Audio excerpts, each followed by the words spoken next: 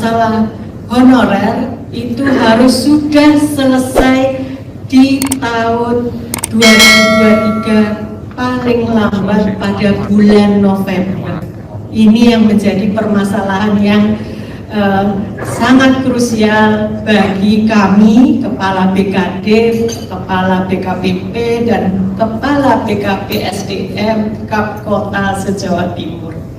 Nah, kebetulan Bapak Ibu semuanya, kami punya grup dipandu oleh Pak Kanrek. Nah, antara Kepala BKD dan Kepala BKP SDM se-Jawa Timur ini saling banyak bercerita, berkeluh kesah bagaimana tata cara menyelesaikan, bagaimana skemanya nanti untuk menyelesaikannya. Nah, ini yang sangat sehingga kegiatan pada pagi hari ini kami laksanakan.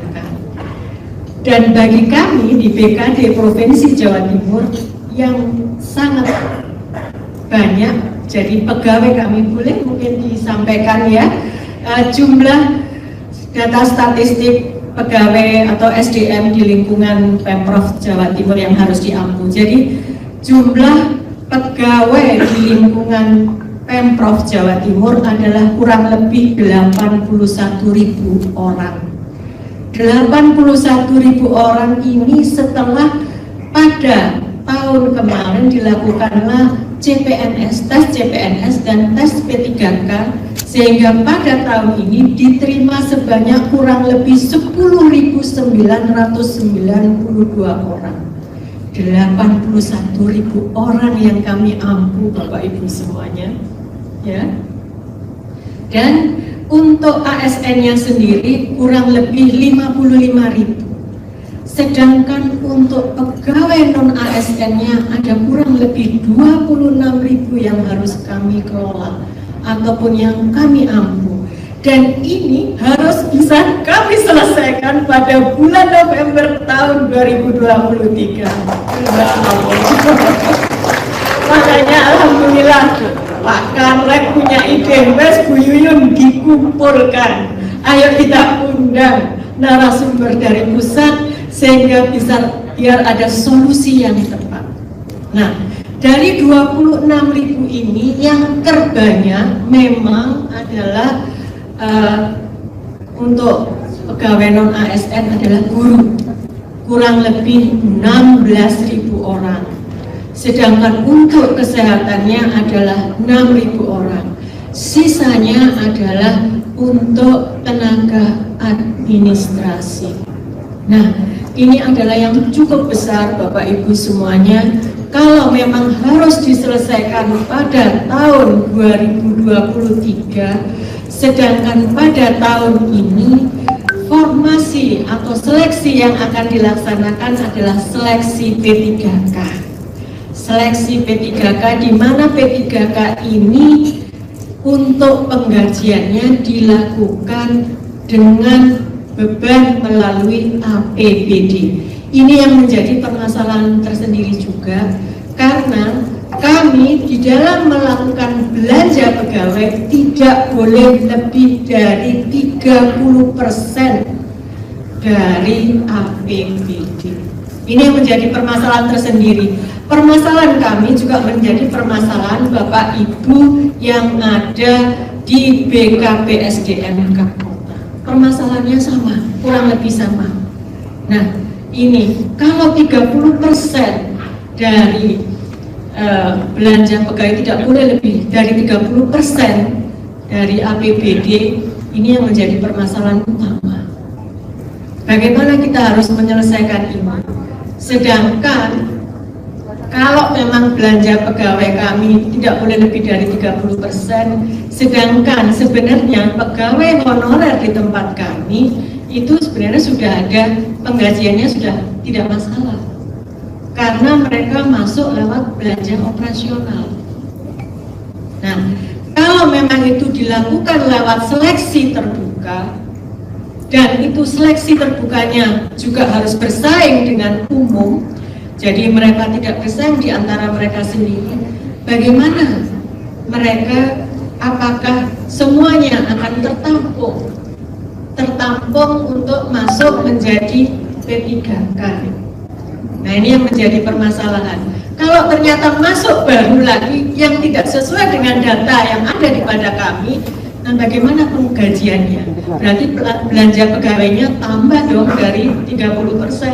Ini yang menjadi permasalahan tersendiri. Kami makanya untuk menerima mutasi pegawai dari luar saja, dari luar Provinsi Jawa Timur, kami masih agak menahan diri dan menambah persyaratan-persyaratan tertentu. Dikarenakan apa? Hal ini, ya ini masalah belanja pegawai tidak boleh lebih dari 30%. Ini kami yang ditahan oleh Kementerian Dalam Negeri itu. Setiap kali melakukan evaluasi APBD provinsi, ini yang selalu dilihat oleh Kementerian Dalam Negeri. Ini yang menjadi permasalahan tersendiri Bapak Ibu semuanya. Nah, inilah yang makanya pada pagi hari ini mungkin perlu ada diskresi-diskresi khusus terkait dengan penanganan masalah honorer ini, penyelesaian masalah honorer ini.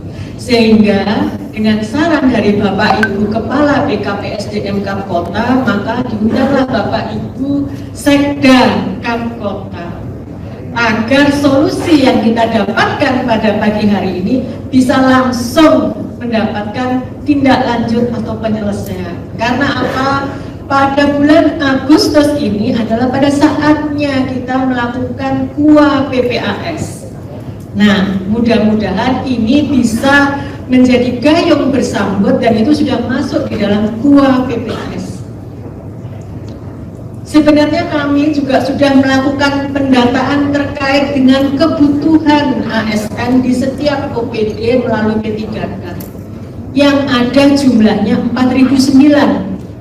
Maka saya sampaikan Bapak Ibu semuanya kepada tim dari kami yang dikomandani oleh Pak Hasim ini, Bapak, itu 4.009 ini apakah itu menjadi kebutuhan dan juga menampung yang terkait dengan masalah penyelesaian honorer yang harus selesai di bulan November tahun 2023? Belum. Saya bilang dirapatkan dulu dengan Bapeda dan BPKAD. Kalau ternyata itu tidak ada anggaran ini, nggak usah ngambil. Nggak usah ngambil, saya bilang gitu. Jadi masalah nanti saya bilang gitu. Karena apa? Kami yang selalu mendapat sorotan dari Bapeda dan BPKAD, Bu, jangan selalu ngambil pegawai. Nanti bayarnya gimana, Bu? Kita yang selalu berteka atau berdiskusi panjang atau berdebat panjang dengan Kementerian Dalam Negeri. Nah, ini menjadi permasalahan tersendiri juga Bapak Ibu semuanya.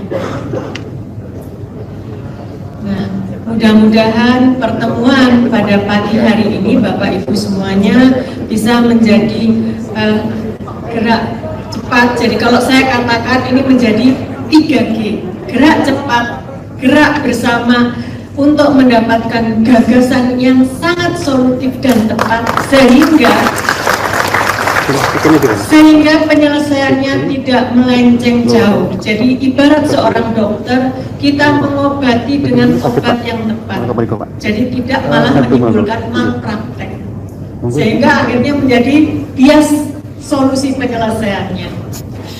Itulah Bapak Ibu yang bisa saya sampaikan pada pagi hari ini. Mudah-mudahan pada pagi hari ini ada solusi yang tepat terkait masalah penyelesaian honorer di Jawa Timur, baik di provinsi maupun Kap Kota di Jawa Timur, termasuk Madura loh ya. Jangan protes. Ini Madura juga. Itu ceritanya. Baik Bapak Ibu semuanya, dengan mengucap Bismillahirrahmanirrahim, maka rapat penyusunan ASN tahun 2022 di Jawa Timur saya nyatakan di